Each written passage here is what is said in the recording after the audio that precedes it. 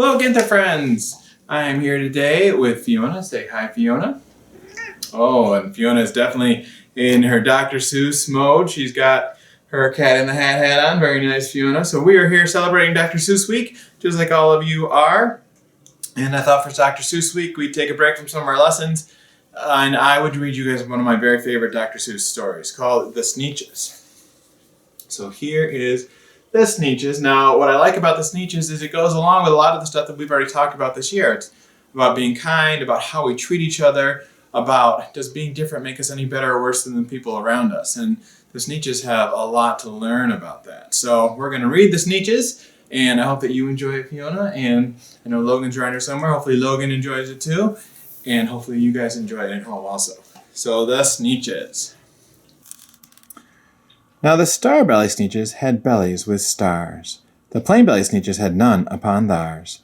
Those stars weren't so big, they were really so small. You might think such a thing wouldn't matter at all. So there's two types of Sneetches, ones with stars on their belly and one without stars on their belly.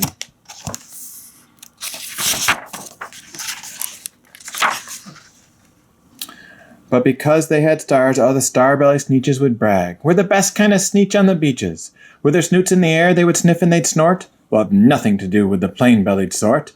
And whenever they met someone they were out walking, they'd hike right on past them, without even talking. When the star-bellied children went out to play ball, could a plain-belly get in the game? Not at all. You only could play if your bellies had stars, and the plain-bellied children had none upon theirs. So the star-bellied children won't let the plain-bellied children even play games with them.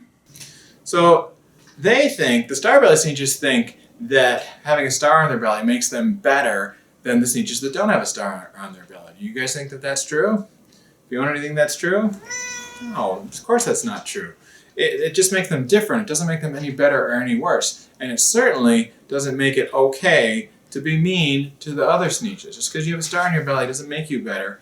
And it doesn't give them permission to be mean to the plain-belly Sneetches. But look at this. When the star-belly Sneetches had Frankfurter roasts, or picnics or parties or marshmallow toasts, they never invited the plain-bellied Sneetches. They left them out cold in the dark of the beaches. They kept them away, never let them come near, and that's how they treated them year after year. What's that, Fiona? You see yellow creatures? Yeah, the Sneetches. The Sneetches are yellow creatures. Not in the book. You're seeing yellow creatures not in the book. You've been having too much green eggs and ham, Fiona.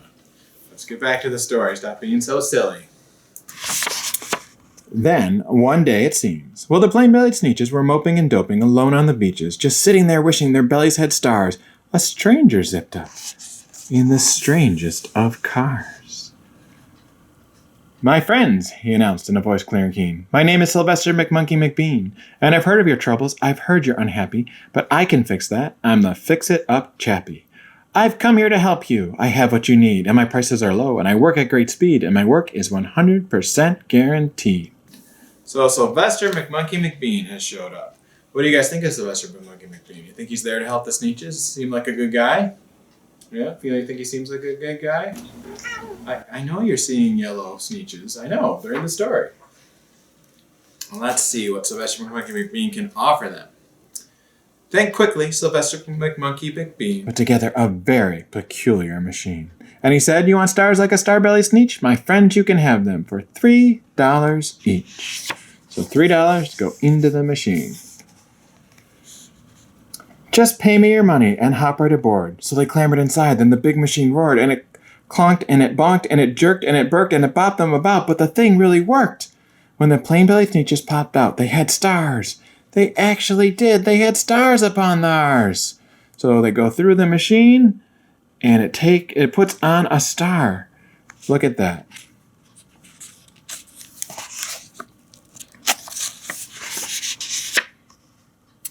Then they yelled at the ones who had stars at the start. We're exactly like you. You can't tell us apart. We're all just the same now, you snooty old smarties, and now we can go to your Frankfurter parties. Good grief! Groaned the ones who had stars at the first. We're still the best Sneetches, and they are the worst. But now how in the world will we know, they all frowned, if which kind is what, or the other way round? So even though they all look exactly the same now, the original Starbelly Sneetches are upset. They still want to feel special and different.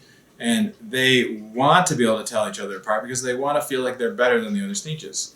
Which they're not. They're all just Sneetches. No better, no worse than each other.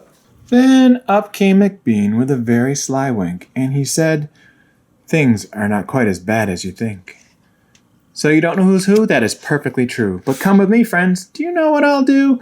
I'll make you again the best Sneetches on beaches, and all it will cost you is $10 eaches. So now McBean is offering to help the Starbelly Sneetches be different. What do you think he's going to do, boys and girls? Belly stars are no longer in style, said McBean. What you need is a trip through my star-off machine. This wondrous contraption will take off your stars so you won't look like Sneetches who have them on theirs. And that handy machine, working very precisely, removed all the stars from their tummies quite nicely. So they go into the machine after paying their $10, and it takes off their stars when they go through. So now they're different again. Do you think that's going to work out well? Or do you think, and they'll treat everyone kindly, or do you think they're still going to keep arguing? Yeah, they're going to keep arguing. Then with their snoots in the air, they paraded about. And they opened their beaks and they let out a shout. We know who is who, now there isn't a doubt. The best kind of Sneetches are the Sneetches without. Even though they had stars before. Now they're saying it's better to not have stars. Then, of course, those with stars all got frightfully mad. To be wearing a star was now frightfully bad. Then, of course, old Sylvester McMonkey McBean invited them into his star-off machine. Then, of course, from then on, as you probably guess, things really got into a horrible mess. Oh my gosh, look what's happening on this page. I'm going to take a deep breath, see if I can get through this all at once. All the rest of the day on those wild screaming beaches, the fix-it-up chappie kept fixing up Sneetches. Off again, on again, in again, out again, through the machines they raced round and about again, changing their stars every minute or two. They kept paying money, they kept running through, until neither the plane nor the Starbellies knew whether this one was that one, or that one was this one, or which one was what one, or what one was who. Wow, alright. So they're just going back and forth all day long, and look what's happening right in the middle of these two machines taking their stars off and on. There is Sylvester McMonkey McBean with a big giant pile of cash. He has all of the Sneetches' money. So boys and girls and Fiona, what do you think of McBean now? Do you really think he's there to help the Sneetches, or do you think maybe he's there for something else? Yeah, he is not there to help the Sneetches. He's there for their money. And you might think, well, I would never fall for something like that. Because I know I don't have to be different from someone to be special, that we're all special. But you know what, boys and girls? And I usually only tell this to the first graders, but since I'm doing this story for first grade and kindergarten, let me tell you something. You boys and girls run into Sylvester McMonkey McBean all the time. Whenever you're watching something on TV or YouTube or anything like that, and a commercial comes on, commercial tries to sell you things. It tries to convince you that you need the latest toy or the nicest clothes or the best food, and that's going to make you happy to have those things, and those things will make you special if you have those things. And that's exactly what Sylvester McMonkey McBean's trying to do. He's trying to convince the Sneetches that if they have the star or they don't have a star, that makes them special and different, and he's the one that can give them that. He's the one who can sell them that. But does being different make them any better or worse? No. Does having the latest toy or game really make you happy or better than somebody else? No, not at all. But commercials, just like McBean, when you watch them, pay close attention. They always show everybody's always happy and smiling and having a wonderful time. Like every toy they try to show you, they show boys and girls having the most wonderful, amazing time with that toy, as if that toy is all they need to be happy. Or if they show boys and girls with clothing, the boys and girls with the clothing, everyone likes the person with that new clothing or those new sneakers. Everyone thinks they're amazing and they're wonderful. But does having that clothing make them a better person? No. What matters is how we treat each other, and what matters is how we treat ourselves. And happiness definitely comes from within who we are and how we see things. Now, it is fun to have cool toys and nice clothes, don't get me wrong. There's nothing wrong with that. But make sure that if you're getting those things, that it's because you want them, and not because a commercial told you that you needed to have them. Just like the Sneetches should have realized that McBean was just trying to sell them on being different. They didn't need to be different. He just tried to convince them that he needed them. And because of that, they have spent all of their money. Listen to this. Then, when every last cent of their money was spent, the fix-it-up chappie packed up, and he went. And he laughed as he drove in his car up the beach. They never will learn. No, you can't teach a Sneetch. So look at that. He's got all their money, and he's leaving them all there, feeling very sad and upset. Do you think they'll ever learn that what's important is how you treat each other and not whether or not you're different or have a cool star or don't have a cool star? Do you think the Sneetches will ever learn that? Let's see. But McBean was quite wrong. I'm quite happy to say that the Sneetches got really quite smart on that day. The day they decided that Sneetches are Sneetches, and no kind of Sneetch is the best on the beaches. That day, all the Sneetches forgot about stars, and whether they had one or not upon theirs. So they finally learned that what matters is how you treat each other, not whether you have a star on your belly or not whether or not you have something that makes you different. That what matters is whether we're kind to the people around us, no matter what they look like, no matter how different they are, that we are being kind to everyone. Now, it took McBean tricking them to spend all their money before they finally realized it, but they finally realized it, and they look much happier at the end of the story than they did at the beginning of the story, don't they?